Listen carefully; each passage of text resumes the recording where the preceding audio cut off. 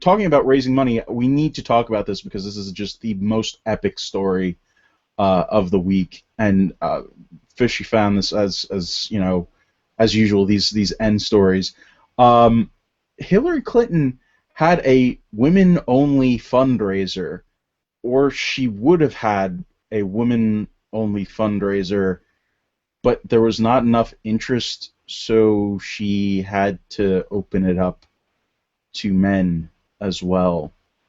So, yeah. Gosh, she's just so exciting as a candidate. I mean, you've seen the crowds gathering just like they did for Barack. I mean, she's a superstar. It looks like they sold only about 75% of the tickets they had available for this, which is kind of funny. And it looked like it was $2,700 a person. Now, when was the last time you think Obama went anywhere for $2,700? Yeah. He doesn't get out of bed for that. If you listen to the sound of one of her crowds, it sounds like a Sounds of Nature CD. Lots of crickets and babbling brooks and I know. wind through the trees. It's incredible. It's just awful. It's awful. I've never in my life, I mean, with Obama, you can understand. This was the first African-American presidential candidate, an electric speaker. Very young, dynamic.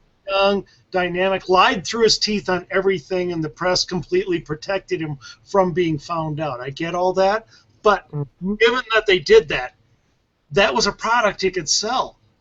I have never seen them wire themselves up so desperately to sell a terrible product in my life as so many. And she is a terrible product. Remember when they ran after the Scooby van? I mean, dear Lord.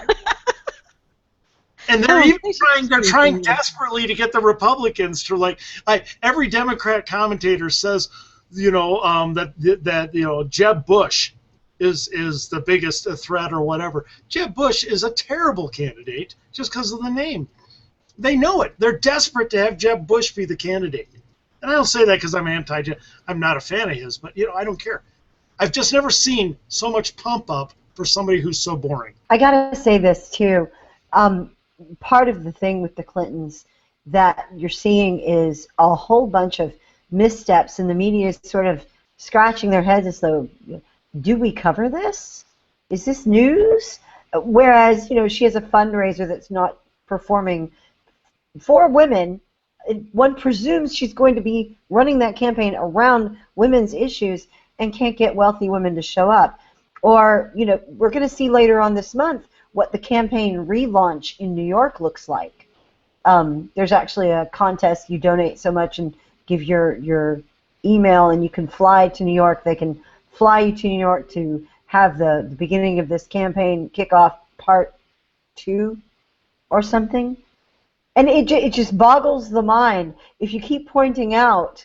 Yeah, I don't get that. She announced a while back, but now she announced that she's going to announce an announcement soon.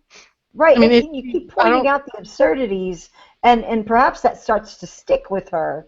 And you've got to have something to hit her with, because O'Malley makes her look normal. Sanders makes her look normal. Liz Warren makes her look normal. So we still have to be hitting her on something, but just the sheer head deskery that's involved here at things like this. Yeah, I'm going to launch my campaign. What was that you just did? Yeah, that sort of thing, and making sure the media. It was a kinetic political activity, is what it was. That's what it was. Kinetic political action.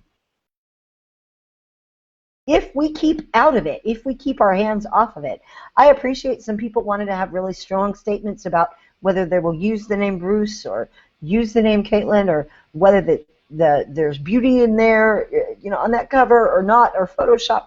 I don't care about all that. What I'm interested in is what this does for me and the conservative movement.